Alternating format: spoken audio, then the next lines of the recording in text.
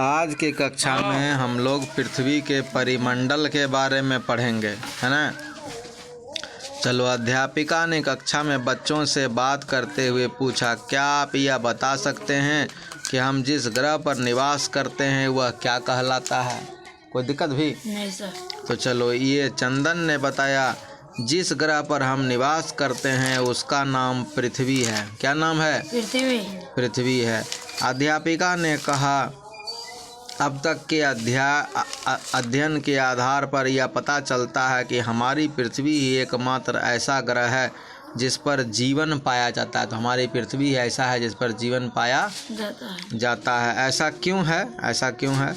रेणु ने बताया, क्योंकि पृथ्वी ही ऐसा ग्रह है जहां जीवन के लिए अनुकूल पृथ्वी ही ऐसा ग्रह है जहां जीवन के लिए अनुकूल परिस्थितियां एवं आवश्यक गैसें, जल एवं भोजन उपलब्ध है।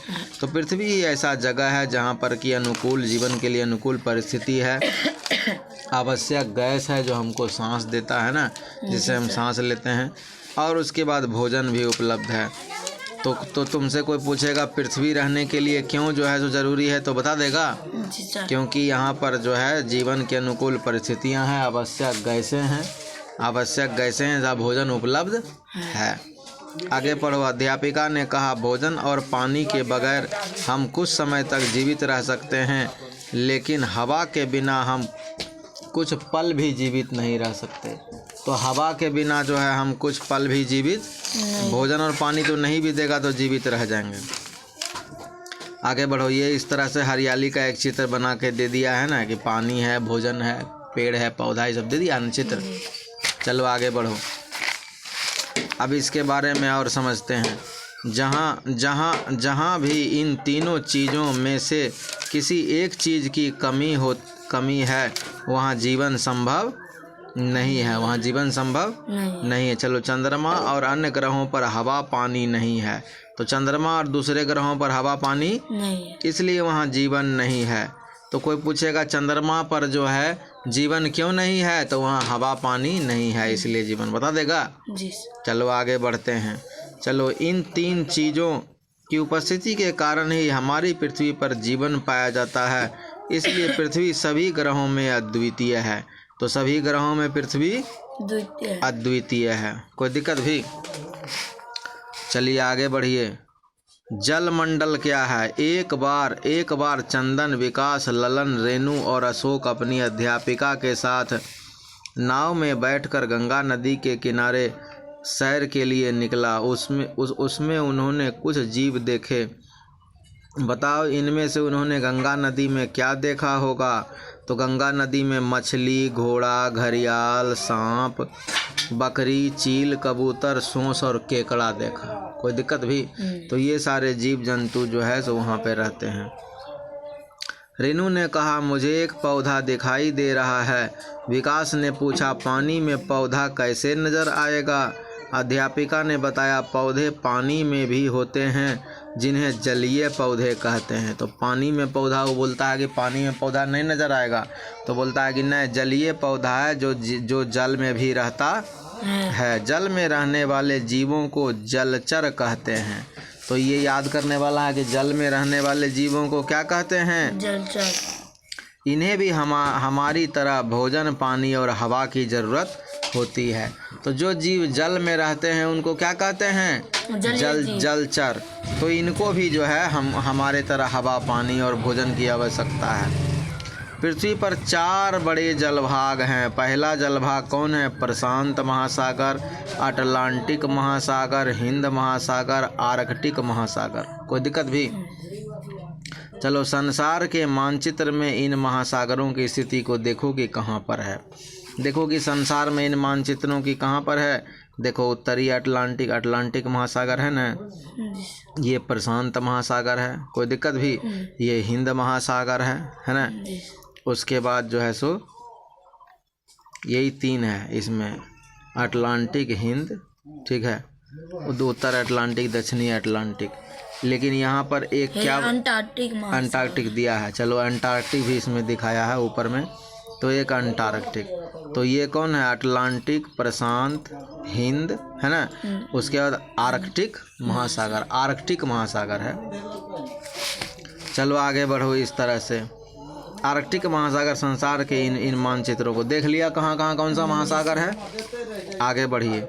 चलो, अध्यापिका ने कहा हम अभी नदी की सैर कर रहे हैं। बताओ पृथ्वी पर कौन कौन से जलभाग पाए जाते हैं। रेनू, मेरे घर के पास एक तालाब है। ललन, मैं आहर में नहाता हूँ।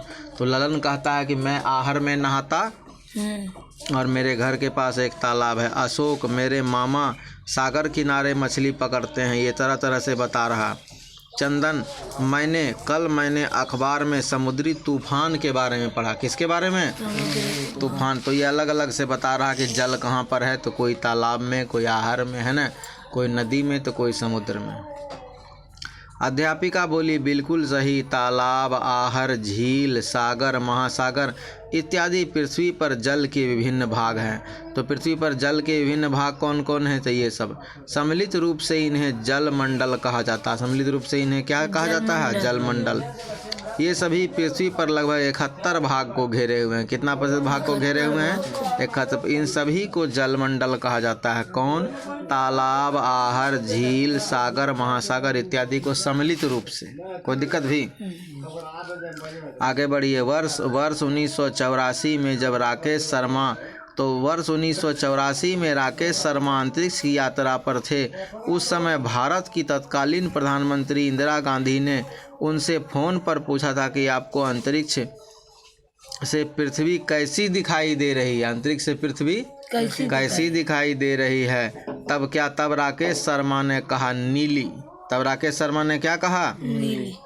कि नीली दिखाई दे रही है। वास्तव में अंतरिक्ष से देखने पर हमारी पृथ्वी का रंग नीला दिखता है ना। क्यों दिखता है? क्योंकि 71% जल है, इसलिए पृथ्वी को नीला ग्रह भी कहते हैं। क्या कहते हैं? नीला ग्रह। आगे बढ़िए। नाव घाट से एरोनॉटिक्स क्लब तक की पदयात्रा। यहाँ से अध्यापिका 5 बच्चों को पैदल ही एरोनॉटिक्स क्लब, वह स्थान जहाँ से गुब्बारा हवाई जहाज एवं हेलीकॉप्टर की तरह उड़ान संचालित होती है। ठीक है, चलो आ जाओ। गुब्बारा हवाई जहाज हेलीकॉप्टर की तरह, ठीक है। एरोनॉटिक्स क्लब, तो एरोनॉटिक्स क्लब में क्या होता है? ये देखो महत्वपूर्ण। एरोनॉटिक्स क्लब में क्या होता है कि वह स्थान गुब्बारा उड़ते देखा कभी आकाश में? हैं? आकाश में देखा गुब्बारा उड़ते हुए? बड़ा बड़ा गुब्बारा उड़ाता है, ठीक है।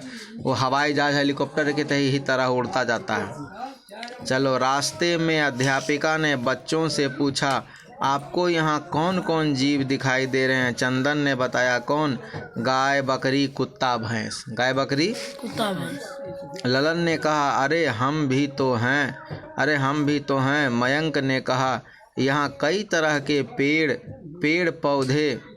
पेड़, छोटे पौधे और झाड़ियाँ भी दिखाई दे रही। पेड़, छोटे पौधे और झाड़ियाँ। अध्यापिका ने कहा, इन्हें भी हमारी तरह जीने के लिए भोजन, पानी और हवा की आवश्यकता होती है। चलो, बताओ ये तीनों चीज़ें प्रकृति में कहाँ से मिलती हैं? अध्यापिका ने बच्चों से पूछा, जीव जंतु, पेड़ पौधों के अलावा आपको और क्या क्या दिखाई दे रहा है? जीव जंतु क्या क्या चीज़ें दिखाई दे रही है? जवाब मिला, घर, कार, साइकिल, पत्थर, ये सब दिखाई दे रहा। अध्यापिका ने बताया, पृथ्वी का वह ऊपरी ठोस भाग जिसमें मिट्टी, कंकड़, पत्थर, पहाड़, मैदान इत्यादि, पठार इत्यादि सम्मिलित हैं, स्थल मंडल कहलाते हैं। कोई दिक्कत भी? तो स्थल मंडल किसको कहते हैं? जहाँ पर कि ठोस भाग है, जहाँ पर कि पृथ्वी का ठोस भाग जैसे मिट्टी, कंकड़, पत्थर, पहाड़, मैदान, पठार इत्यादि ये सब सम्मिलित है, वो स्थल मंडल है। जल मंडल क्या है जो देख लिया था ना, चारों महासागर जितने जो है जल मौजूद हैं सब जो है जल मंडल के अंतर्गत आते हैं। इस स्थल मंडल को ही हम अपने घर बनाते हैं, खेती बाड़ी करते हैं और विभिन्न प्रकार के क्रियाकलाप करते हैं। तो यहाँ पर खेती बाड़ी करता है ना ज़मीन पर, और विभिन्न अलग अलग से काम करता है। चलो, स्थल संधि क्या है? स्थल संधि स्थल का एक संकरा भाग जो दो बड़े बड़े खंडों को एक दूसरे से जोड़ता है। एक जैसे ही देखो ये है ना, ये तुमको है ना, दो जो है बड़ा बड़ा जो है भूमि का भाग है ना, इसको कौन जोड़ रहा है? ये एक संकरा रास्ता, ये भी जमीन ही है, ये जमीन है, लेकिन यही संकरा जो जमीन जो है ये इन दोनों को जोड़ दे रहा है। इसको क्या कहते हैं? स्थल मंडल। क्या कहते हैं? तो कोई पूछेगा स्थल मंडल क्या है बाबू, तो क्या बोलेगे कि एक संकरा रास्ता जो दो बड़े बड़े भूखंडों को आपस में जोड़ता है उसे स्थल मंडल। कोई दिक्कत भी बता दोगे? अब चलो, जल संधि क्या है? पानी का सकरा भाग जो बड़ी बड़ी जल राशि और जैसे दो समुद्रों एक दूसरे को जोड़ता है उसे जलड मरुमध्य भी कहते हैं। क्या कहते हैं? जलड मरुमध्य या जो है स्थल क्या बोलता है, जल संधि। कि पानी का दो बड़ा बड़ा भाग पानी का है, देखो यहाँ पर है ना, ये देखो, ये जो है भूमध्य सागर है ना, भूमध्य सागर, और फिर तुमको ये जो है इधर इन दोनों सागर को जो है मिलाता है। इन दोनों सागर को ये स्वेज नहर से एक जो है नहर खोदा है यहाँ पर, इसका नाम है स्वेज नहर। इसको जो है इन दोनों सागर को मिला दिया तो ये जल संधि हो गया ना। तो जो है इस तरीक़ा से। तो आज के क्लास में जो है यहीं तक रहने दो, फिर जो है अगले क्लास में बात करेंगे, है ना। चलो यहीं तक।